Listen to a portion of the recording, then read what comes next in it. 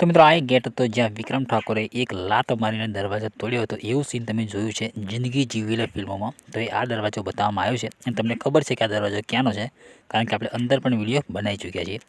તો સ્ક્રીનશોટ તમે અહીંયાથી પરફેક્ટ જોઈ શકો છો. તો આ દરવાજો બતાવવામાં આવ્યો છે, એટલે કે પેલી સાઈડથી અંદરથી સીન લીધું છે બહાર બાજુનું, એમાં તમને આ દરવાજો જોવા મળ્યો હતો. તો એથી તમે બીજો સ્ક્રીનશોટ મેચ કરાવો તો એ સ્ક્રીનશોટ અંદરથી લીધો છે. તો તમે આ જોઈ શકો છો. તો આ જગ્યા પર સીન લેવામાં આવ્યું છે, ફાઇટિંગનું સીન અહીંયા લેવામાં આવ્યું છે. આ બાઇક પણ સામે પડી હતી અને આ જગ્યા પર આપણે પહેલાં પણ વિડીયો બનાવી ચૂક્યા છીએ.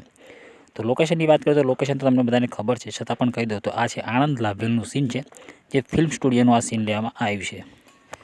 તો આ ફિલ્મ જ્યારે યુટ્યુબ પર આવશે ત્યારે પ્રોપર વિડીયો બધા બનવાના છે.